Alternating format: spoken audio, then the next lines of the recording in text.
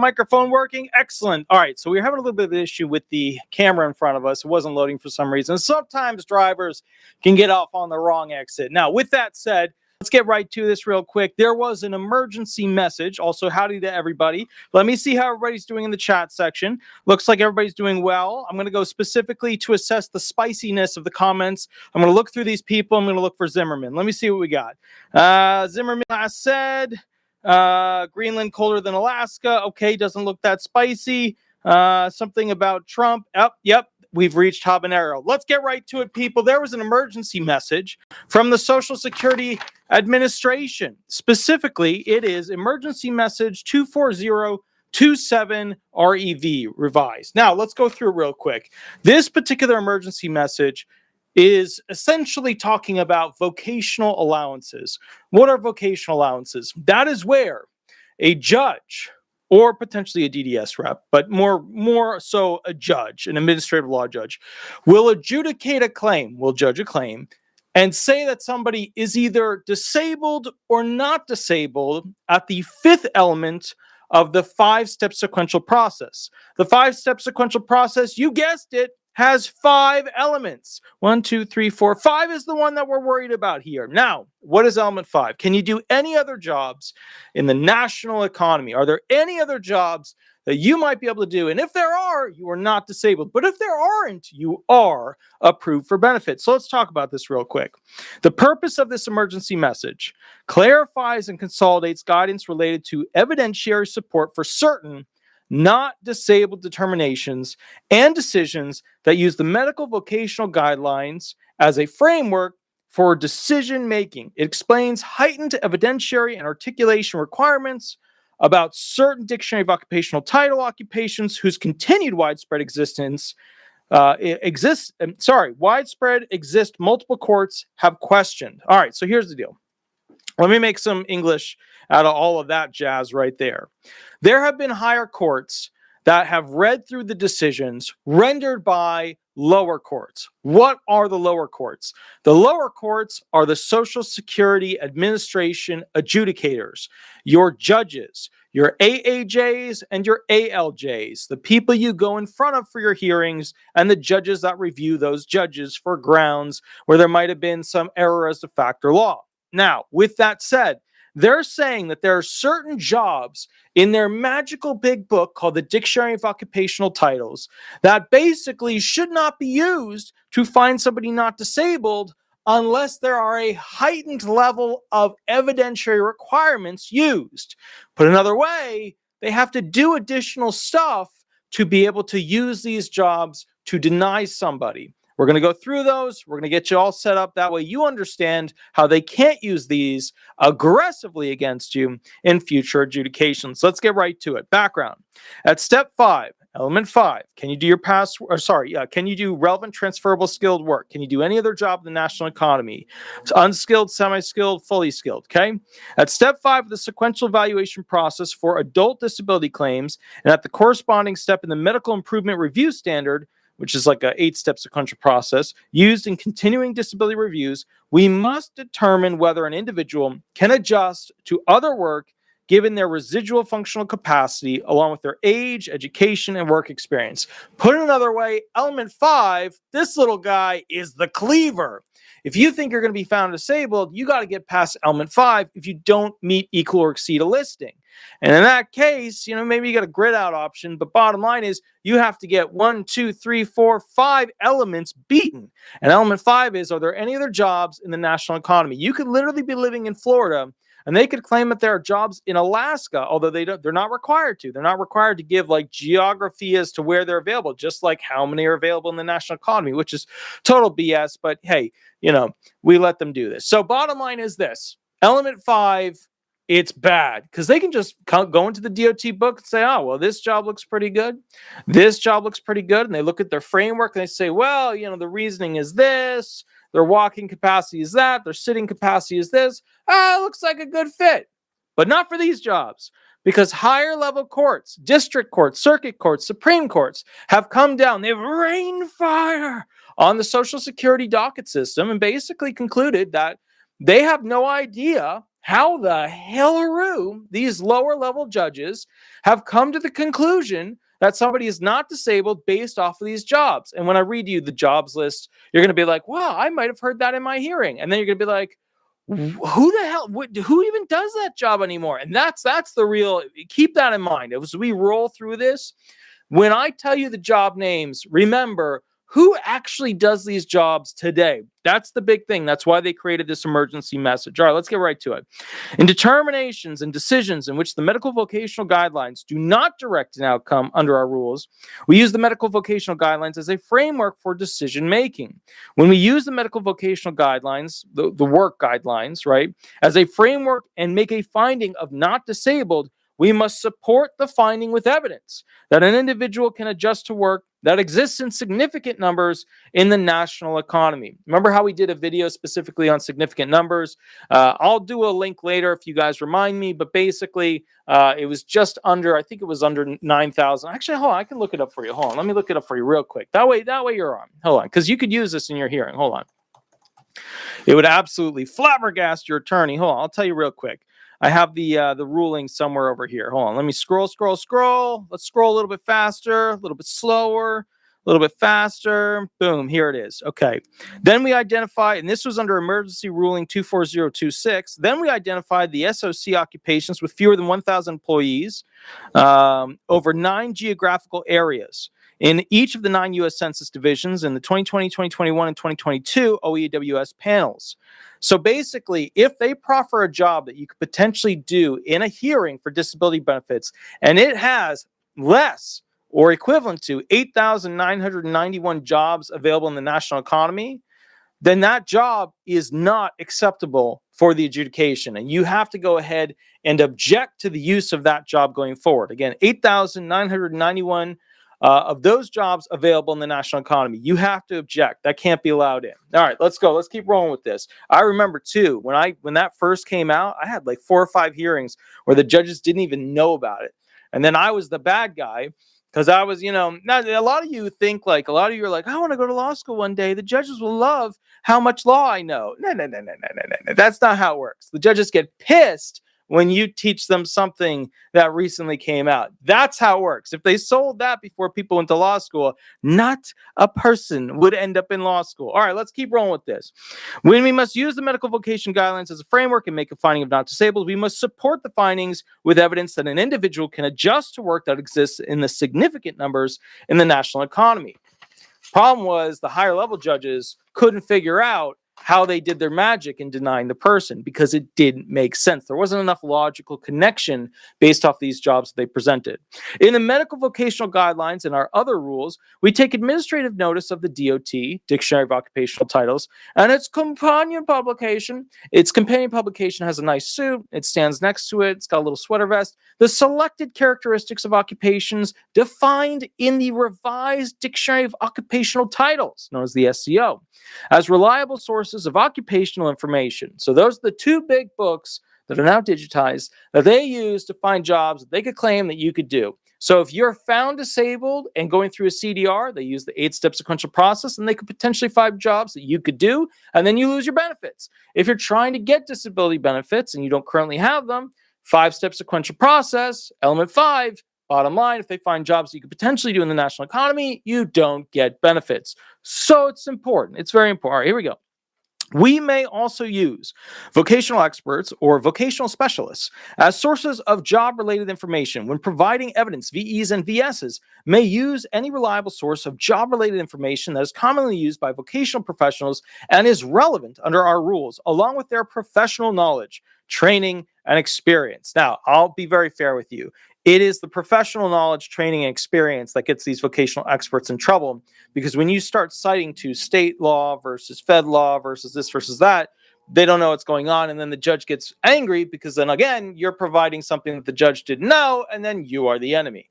However, Social Security ruling SSR 24-3P explains that a VE or VS must identify if they use a data source that defines exertion, education, or skill level differently than our regulations and explain the difference. So basically, if their DOT or SCO is too old, not accurate, not proper, whatever. And the VE or VS comes out with testimony that something is really this way or something is really that way, then they have to explain the difference there and then basically state that it's as a result of their professional knowledge, training, and experience. Now, descriptions of occupations in the DOT may refer to job materials or processes that have been replaced by more modern materials or processes. So once again, this is important.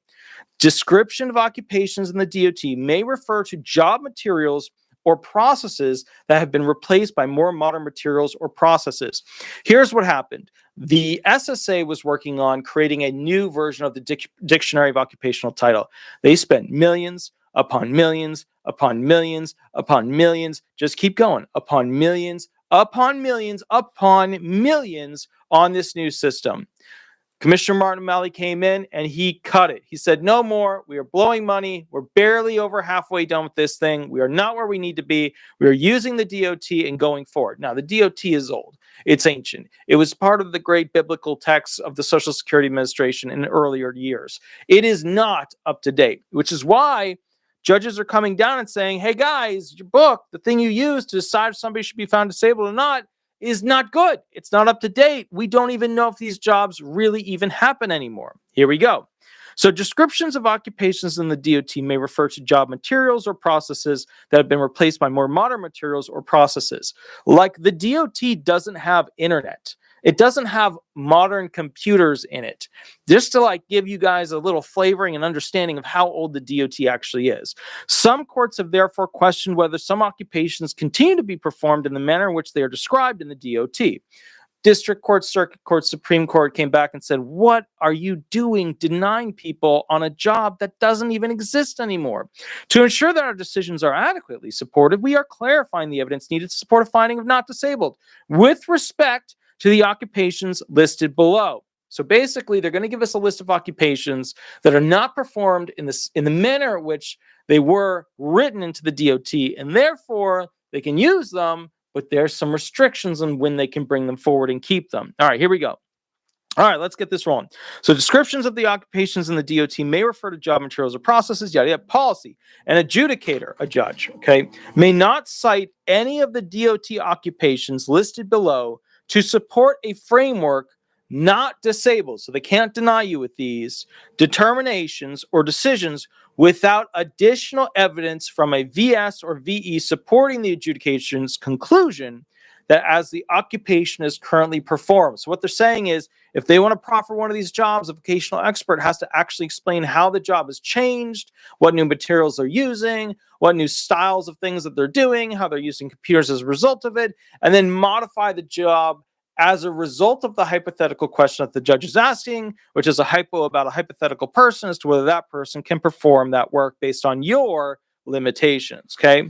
So here we go. Here are the requirements to be able to use the jobs, and we're getting to them. They're coming up right now. Requirement number one, its requirements are consistent with the individual's RFC, okay? So basically the VE or VS, its requirements are consistent with the individual's residual functional capacity, and it exists in the national economy in numbers that alone or in combination with work or in other cited occupations are significant, right? So you get an RFC element, you got numbers available in the economy because a lot of these jobs aren't performed anymore, so the numbers aren't there. And then you also have a how it's actually performed in the national economy nowadays requirements. There's three elements here that the vocational experts have to do. The determination or decision must include or summarize the VS or VE's evidence that supports a conclusion. Okay, so basically the decision has to include the reasoning that they would choose these jobs going forward. This requirement applies if the adjudicator intends to rely on any of the following occupations as support for a framework finding of not disabled. Now, in practical application, judges are staying away from these. When the vocational experts proffer one of these for the hypothetical presented, the judge is usually like, whoa, whoa, whoa, whoa, whoa, whoa, whoa, whoa, whoa, buddy. Whoa, let's get a different job. There's some issues with that job. And the judges know, higher level judges could go ahead and flip this thing around. Here are the specific DOT code and title of the jobs in question. Number one, well, I'm just going to give you the names because you don't care about the DOT code. Unless, actually, I'll give you the DOT code and then we'll look a couple up and I'll explain to you why they no longer exist in the national economy. Here we go. 209.587-010. Addresser. How many people do you know actually sit there and put addresses on envelopes? I mean, really, a computer does that. Artificial intelligence would very happily do that for you. Next one, 249.587-018, document prepare microfilming. Some of you know what microfilming is. Some of you don't. I'm proud of both of you because microfilming was a really, really interesting technology that nobody gives a shit about anymore. And as a result, there's none of those jobs around. Now, you might see somebody saying, oh, well, you know, they compress it into a PDF and they squish it down and that's the new. Judges don't want to deal with that. Okay. They don't want to deal with that. But if a V brings it up, you better be in there objecting to its actual use. All right. Next one. 249.587-014, cutter and paster press clippings. Look, you're not a newsie. I'm not a newsie. But if we were, we would take those newspapers with those big headlines, right? We'd cut out the clippings. We'd put them in a little bookie. And you just plaster them on there. Get that glue. Get that horseshoe glue out, right? Nobody does that job anymore. That's just unrealistic. Nobody does that job anymore. All right, next one. 239.6870-014, tube operator. Yeah, there you go. 318.687-018, silver wrapper. It's where you're wrapping things in silver. 349.667-010, host/hostess of a dance hall. There's still a little of that around in like the upper echelon, the rich people's society. There's still a little of that. 349.667-014, host/hostess head. 379.367-010, surveillance system monitor. That one comes up all the time. All the time. Oh, that's like a dresser. All the time.